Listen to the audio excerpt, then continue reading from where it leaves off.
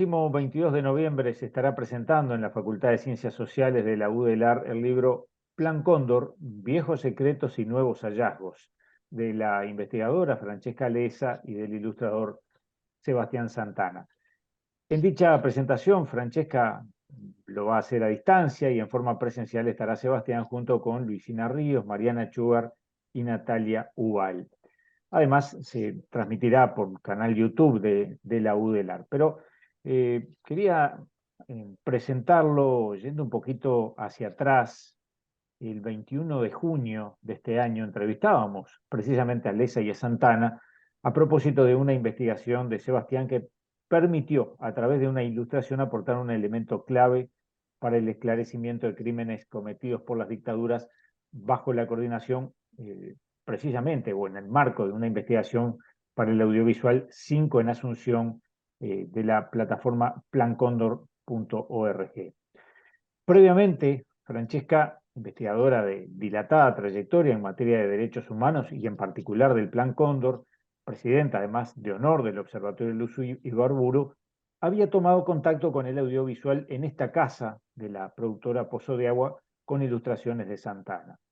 En ese trabajo se relata la presencia de niños y niñas en el local de la CID, el Servicio de Información de Defensa, que funcionó durante la dictadura cívico-militar en Uruguay y donde actualmente funciona la Institución Nacional de Derechos Humanos y Defensoría del Pueblo, y es también un sitio de memoria. Desde allí, Leza y Santana han mantenido el vínculo de trabajo en esta línea y en septiembre de 2022 se presentó el sitio, como decíamos anteriormente, plancondor.org, que permite y promueve el acceso a la información sobre este Plan Cóndor. Y entre todos los materiales hay también 3 piezas audiovisuales que abordan esta temática desde lo general a lo particular. No me voy a extender más, voy a dejar que hablen los autores. Simplemente me permito agregar, eso sí, que este libro, en mi criterio, no es solo un trabajo de investigación, también es una obra de arte y lo es ya desde la concepción del índice, pero ya de eso vamos a estar hablando. Así que a ambos, eh, a Francesca Leza y a Sebastián Santana, gracias por darnos estos minutos y conversar de este libro que los 3 lo tenemos aquí junto a nosotros.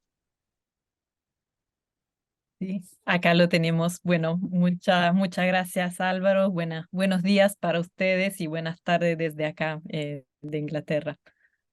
Buenas Bueno, tardes también, buenos días en realidad, buenas tardes, Fran, y buenos días. Es un claro. placer estar charlando de vuelta, Álvaro, muchísimas gracias. A ustedes realmente una alegría para mí, a pesar de que, bueno, los temas que nos traen siempre a la charla son estos tan dolorosos y que siguen siendo dolorosos, porque además aquí en Uruguay, justamente en estos días, cuando pasa esto, se ha reactivado la juventud uruguaya de pie, o por lo menos ha tenido algunas actividades bastante llamativas, y bueno, de alguna manera quiere decir que eh, tiene plena vigencia este trabajo de investigación que ustedes dos están realizando. Y bueno, en este caso, con este libro que digo, no solo es de investigación, sino que visualmente tiene otro atractivo, tiene otra forma de entusiasmar tal vez a lectores que de otra forma tal vez no tomarían contacto, pero es una apreciación personal simplemente. Pero es muy lindo eso que decís, yo quería hacer mención a eso, porque incluso hablaste del índice en particular, cómo está armado. El libro lo diseñó, este libro fue una invitación de Pipi, de Luisina Ríos, de la editora de Penguin, que Ujú. nos propuso a Fran y a mí trabajar con los contenidos que eran para los audiovisuales, digamos, el trabajo ya estaba de alguna, digo, el trabajo que originalmente nos habíamos pautado ya estaba hecho, publicado y accesible, pero fue una muy grata sorpresa que nos convocaran a hacer otro tipo de obra nueva, en este caso un libro, con los relatos que estaban planteados en esos videos, y bueno, a partir de ahí ver cómo se ordena, porque no es lo mismo piezas audiovisuales para un sitio web que un libro. Y tiene mucho que ver en lo accesible que es y en lo bello, porque también es lo que decís, es extraño, pero a la vez es justo decirlo, que el libro tiene un grado de belleza independientemente del contenido, que es terrible en general, digamos. Y buscamos ponerle algunas puntas de luz, pero todo lo que hay para contar de esto en general es terrible. Y ahí el trabajo de Gabriela López Introini, que es la diseñadora gráfica que trabaja con la editorial, que fue quien tomó la tarea de darle forma como libro, digamos, fue fundamental para que el libro sea claro de leer, sea cómodo y también sea una experiencia estética en sí misma, de alguna manera, digamos, a falta de mejor palabra, gratificante. Yo creo que eso le aporta una posibilidad de escala emotiva distinta que lo que propone la información escrita y la información dibujada, digamos. Es tan horrible lo que estamos contando que gracias al trabajo de Gabriela, por lo menos hay un pasaje que es amable y que además es hermoso. Entonces, eso es súper destacable, es un trabajo que, el trabajo de los diseñadores, diseñadoras en general, queda invisibilizado porque es en función del contenido, pero acá es muy elocuente, digamos, así que siempre me gusta hablar de ella porque es un trabajo hermoso. Francesca, viejos secretos y nuevos hallazgos. ¿De qué estamos hablando concretamente? Porque no es casual este título. Sí, digamos que siempre el título de un libro es algo bastante difícil para elegir porque uno intenta transmitir los ejes principales y los contenidos principales del libro en el título para que de alguna forma pueda atraer, ser atractivo para los lectores. Y con este título lo que queremos resaltar es que en el libro logramos mezclar, por un lado, lo que definimos viejos secretos, que son informaciones, detalles que son, no quiero decir conocidos, porque son conocidos generalmente por un público bastante acotado, que suelen ser investigadores, obviamente los sobrevivientes, los familiares, los activistas, los operadores de justicia. Em, y son viejos secretos porque ya desde hace muchos años, gracias a la labor incansable de todas estas personas que podemos definir buscadora de justicia, se han podido juntar, digamos, las piezas de rompecabezas que nos ha permitido revelar estos viejos secretos. Y resalto viejos porque creo que es importante resaltar cómo mucha de la información ya se empezó a recopilar en los mismos años 70 y solamente en los últimos años se ha dado más visibilidad a lo que con mucha dificultad los sobrevivientes y los activistas ya habían em, recopilado como información al momento de los hechos. Entonces, los viejos secretos, digamos, podría ser como la primera mitad del libro de alguna forma, aunque no es una mitad estricta en número de páginas, sino la parte del libro donde contamos cómo funcionaba el Plan Cóndor, sus orígenes históricos y políticos, su reunión fundacional en Santiago de Chile en el año 75, cómo se realizaban los operativos, cómo funcionaba el sistema Condortel de comunicación entre los países miembros y además a través de la historia de Cinco en Asunción, que realmente ya era una historia muy importante y creo que ahora es aún más cercana a nuestros corazones por distintas razones. Y entonces dedicamos un capítulo entero a relatar esta historia de las cinco víctimas que son Dora Martalandi, Alejandro Logoluso, José Luis Nel, Gustavo Insaurralde y Nelson Santana. Y luego los nuevos hallazgos se refieren más, podríamos decir, al periodo de la democratización y los últimos años en el sentido de que ya con el retorno a la democracia se dieron pasos importantes en la lucha por verdad y justicia, pero realmente es a partir de los años 2000 donde podemos notar como una aceleración en la velocidad de los nuevos hallazgos que también han sido muy intensos para nosotros en los últimos años en particular con algunas sentencias importantes de los juicios de Plan Cóndor de Argentina, de Italia, de Chile y por supuesto lo que vos, Álvaro, mencionaba al comienzo con el hallazgo del avión por parte de Sebastián. Sebastián, ya habíamos conversado justamente a propósito de esto que ahora menciona Francesca. ¿Sentís de alguna manera que te has metido más en el rol de investigador? Porque en otra entrevista que tú dabas a propósito de este mismo libro hablabas del tema de la ilustración, ¿no? Y el sentido que tenía incluso el término a nivel histórico, pero sin meternos tanto en eso. De alguna manera yo percibo como lector, como persona que está más o menos informada de estos temas, que tu trabajo de investigación es como que se ha afianzado, ha quedado allí como muy firme, ¿no? Hay una frase que me dijo un amigo cuando saltó todo esto, con quien comparto muchas vacaciones, muchos espacios de convivencia, si bien no convivimos habitualmente, pero no, logramos, hacemos vacaciones juntos, entonces me sufren por momentos, porque yo estoy... la frase que me dijo fue, bueno, al final esa curiosidad permanente rindió sus frutos, digamos. Porque soy el niño pesado que siempre está preguntando, "¿Y por qué?". Y que es una pregunta fundamental y que hay un libro de Daniel Pennac que en un momento un personaje dice, lo peor que puedes hacerle a un niño es a la pregunta ¿por qué? Responderle ¿para qué?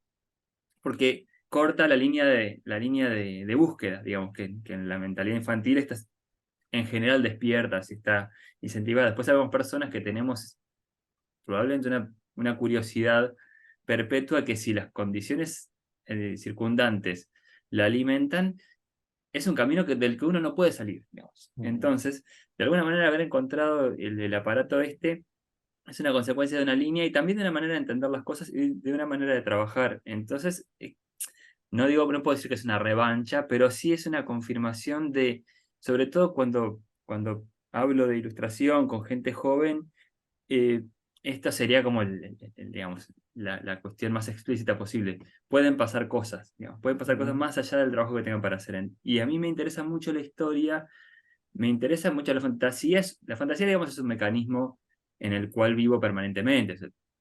Mi cerebro funciona así y lo ejercito mucho, digamos, la creación de líneas irreales, digamos, la generación de vínculos aparentemente imposibles, digamos. De eso se trata en buena medida, si yo lo entiendo, el desarrollo de las artes.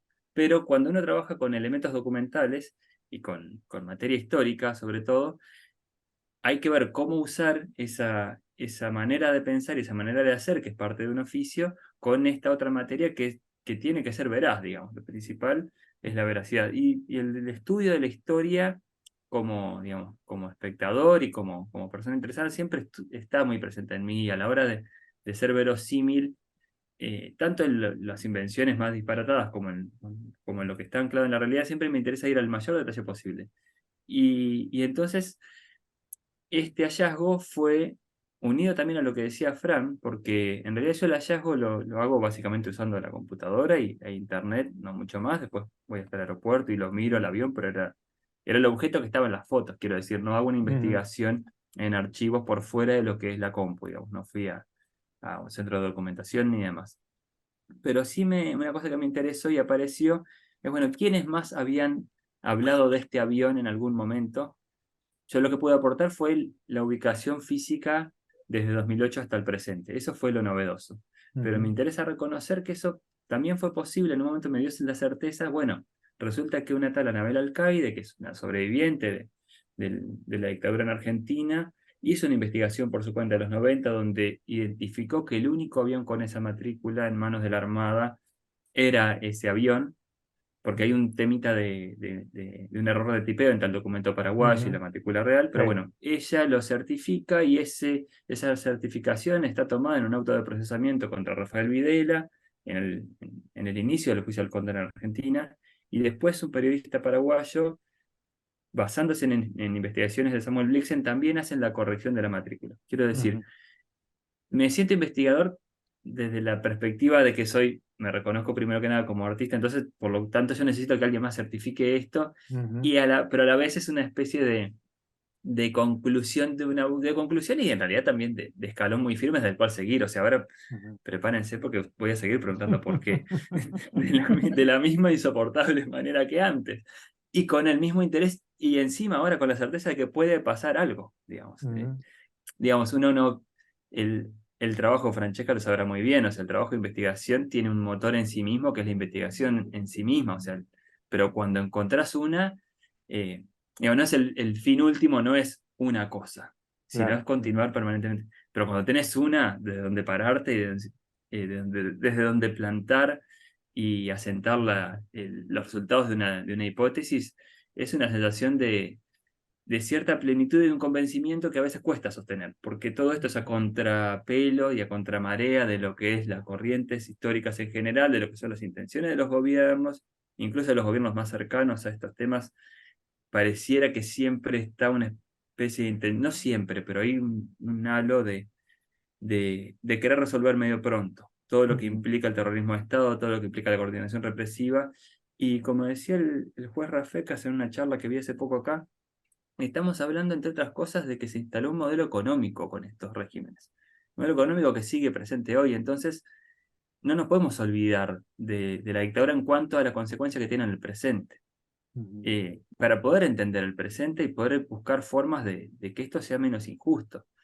Ahí me fui un poco por las ramas, pero es una línea que tiene que ver todo con lo mismo, digamos, seguir Ujú. narrando estos episodios para seguir pensando el presente y dónde, si hay una cada tanto aparece un elemento material sólido con el cual decir, miren, fue en un avión así, o miren, fue en un traslado de tal manera, o los crímenes se cometieron, o sea, la apropiación fue inscrita de tal manera en el registro civil, la apropiación de niños, por ejemplo. Es fundamental para seguir leyendo esto, o sea, no es historia pasada, realmente nos sigue afectando. Así que esa es la conclusión, es seguir, digamos. Ujú. Yo te escuchaba hacer todo ese relato y en el comienzo decía, bueno, bien podía ser una definición de filosofía tu forma de trabajo, ¿no? Es decir, y además me lleva a otra cosa que de alguna manera ustedes logran plasmarlo en el libro, aunque de pronto eh, pueda pasar inadvertido, y es eh, que el compromiso se puede establecer desde distintas áreas de trabajo, ¿no? Ustedes dos plantean dos, el periodismo puede ser otra, pero puede haber tantas otras como actividades.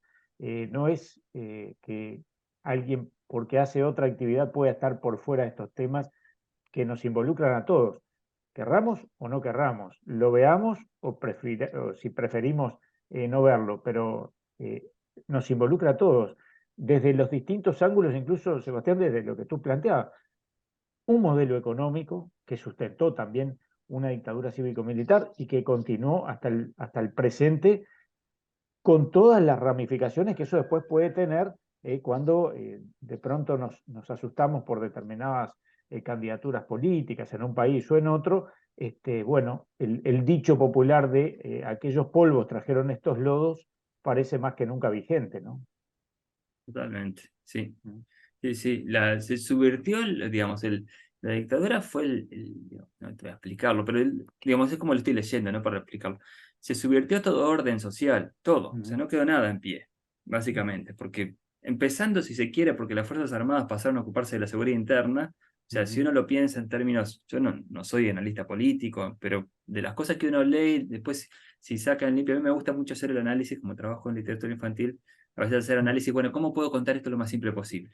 Ujú. ¿No? ¿Cuál es la línea que mantenga el espíritu de los elementos, pero que limpie un poco las complejidades lingüísticas sin perder el alma de las cosas? Y si partís de la base de que el ejército, que se supone que tiene que cuidar hacia afuera, se pone a intervenir hacia adentro, el país es como, ni siquiera es como dar vuelta a la media, es como desarmar la media, digamos. Ujú. Entonces, pensar lo que vos decías, cualquier disciplina humana puede traer una respuesta que sea necesario atender, digamos, cualquier Ujú. actividad humana, porque hay que entender que el mundo se quedó, o sea, el mundo cotidiano quedó completamente subvertido. Entonces, desde cualquier actividad humana se puede contar algo y tratar de pensar qué tan nefasto fue, digamos. Ujú. Y en tu caso, Francesca, que estás permanentemente, ¿hace cuántos años trabajando ya con este tema o con estos temas? Porque es un gran tema con un montón de temas adentro. Sí, exactamente. Son varios temas que empecé en el año 2006, así que creo que ya van como 17 años, enfocada específicamente en los países del Cono Sur y los distintos desafíos de investigar los crímenes de lesa humanidad del pasado reciente. Y en el caso de Plan Cóndor, más específicamente, son exactamente 10 años, porque empecé este proyecto en el 2013. Ujú. Así que ya se ha pasado muy rápido, la verdad, pero son 10 años. ¿Y te sorprenden estos nuevos hallazgos? Sí, sí y no. En el sentido, siempre creo que le dije a Sebastián que el avión estaba esperando que él lo encontrara, porque realmente es como, me, digamos, todavía recuerdo en ese caso cuando nos contó Sebastián de lo que había acontecido. Por un lado, no lo podía creer, pero por el otro, como pensando a dónde estaba el avión y la cercanía con todos nosotros, el hecho de, digamos, el avión podría estar en cualquier lugar del mundo, básicamente, Ujú. y el hecho que estuviese en Uruguay, en Montevideo, tan cerca de Sebastián y de los otros integrantes del proyecto Plan Cóndor, realmente me hizo pensar de que nos estaba esperando, y en particular a Sebastián, que juntara todo, como se dicen, los puntos de todas las investigaciones anteriores para llegar a él.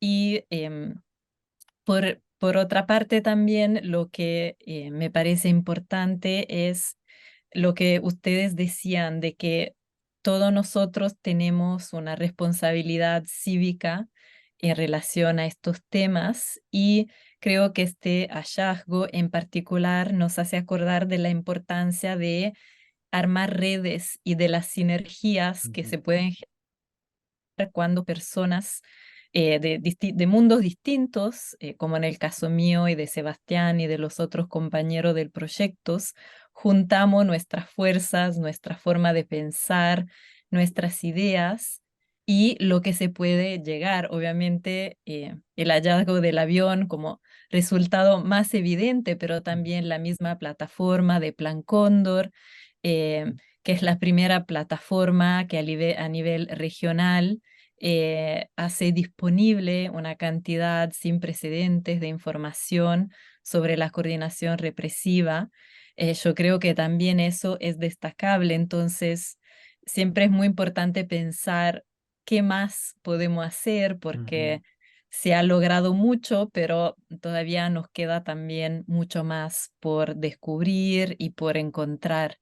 Entonces, creo que los hallazgos son nuevos porque nos permiten como agregar pasos en este camino Mm. hacia un horizonte de poder aclarar lo más posible lo que pasó, pero por otro lado nos recuerdan que todos los avances que se han obtenido siempre han sido por el trabajo de diferentes personas que se aliaron, que juntaron fuerzas, que me parece también importante rescatarlo Ujú. del pasado como del presente.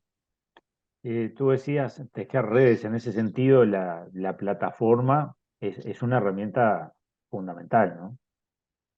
Sí, sí, sin duda, porque no solo es una plataforma y una red de distintos investigadores y profesionales de varios tipos, como ilustradores, programadores, historiadores, Mm. etcétera, sino que también creo que generar estos vínculos a nivel regional es importante, porque siempre me llama la atención, y digamos, no soy la primera ni la última que lo ha dicho, sobre cómo los países de la región lograron trabajar juntos para armar el Plan Cóndor, entonces Mm. para cometer delitos de lesa humanidad, para juntar sus recursos de la manera más nefasta y siniestra que uno pudiese imaginar.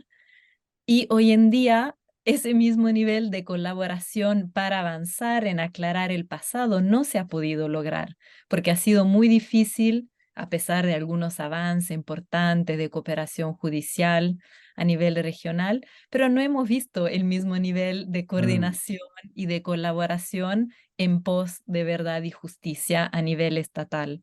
Entonces creo que digamos, estas redes que hemos podido armar con esta plataforma, obviamente no tienen el mismo poder que los recursos estatales, pero creo que igual es algo sumamente importante que intenta brindar algún nivel más de verdad y de justicia, simplemente dando acceso a esta información que por mucho tiempo ha quedado escondida en archivos o en tribunales y que ha sido muy complejo o casi imposible de consultar para diferentes públicos.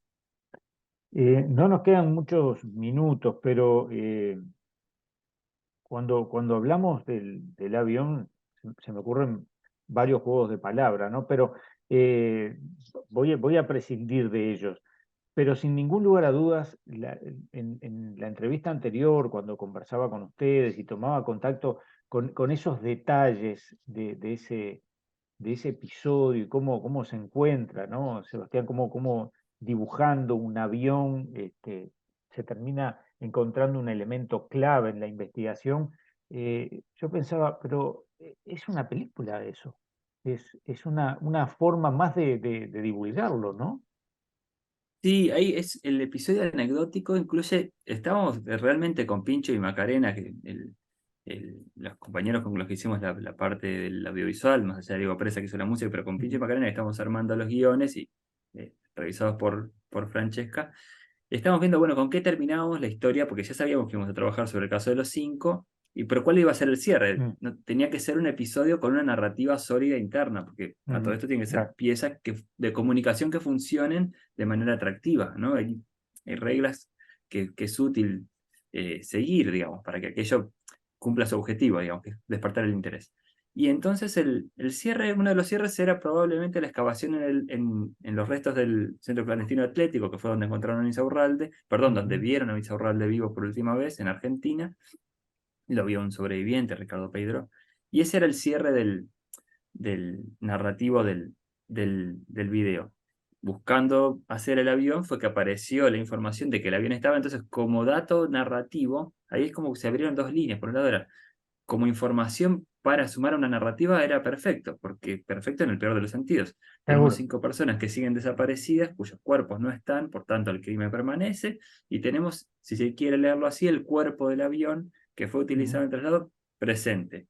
Ese contraste claro. como pieza de relato era de una solidez y casi, digamos, casi que era muy fácil armarlo así. En ese Ujú, sentido también parecía guionado, digamos, en términos claro. de, sigamos hablando de esto, miren lo que pasó. Después vienen todas las consecuencias judiciales donde, o sea, todo el equipo inmediatamente, además de llevarse la sorpresa que nadie sabía que ese aparato estaba ahí tirado, porque literalmente está abandonado, Seguro.